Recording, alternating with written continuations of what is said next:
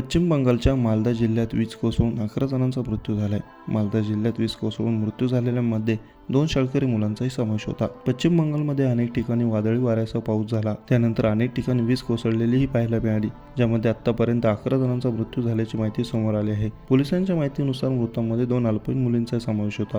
सूत्रांनी दिलेल्या माहितीनुसार 11 मृतांपैकी 3 जण जुना मालदा पोलीस ठाण्याच्या शहापूर भागातील आहेत, तर दोघे घरे-गोढोळे पोलीस ठाण्याच्या आदिना आणि रतुआ पोलीस ठाण्याच्या बाळूपूर भागातील रहिवासी आहेत. उर्वरित हरिश्चंद्रपूर आणि अंग्रेजन बाजारठाण भागातील आहेत. पोलिसांनी पोस्टमॉर्टमसाठी मृतदेह मालदा मेडिकल कॉलेजच्या शवगृहात आणण्याची व्यवस्था करण्यात आली आहे. चंदन साहनी वय वर्ष 40, राजा मृधा वय वर्ष 16, मनोजित मंडल वय वर्ष 21, असित शाह वय वर्ष 19, सुमित्रा मंडल वय वर्ष 46, पंकज मंडल वय वर्ष 23, नयन रॉय वय वर्ष 23, प्रियंका सिंग रॉय वय वर्ष 20, राणा शेख वय वर्ष 8, अतुल मंडल वय वर्ष 65 आणि सबरुल शेख वय वर्ष 11 अशी वीज कोसळून मृत्यू झालेल्यांची नावे आहेत.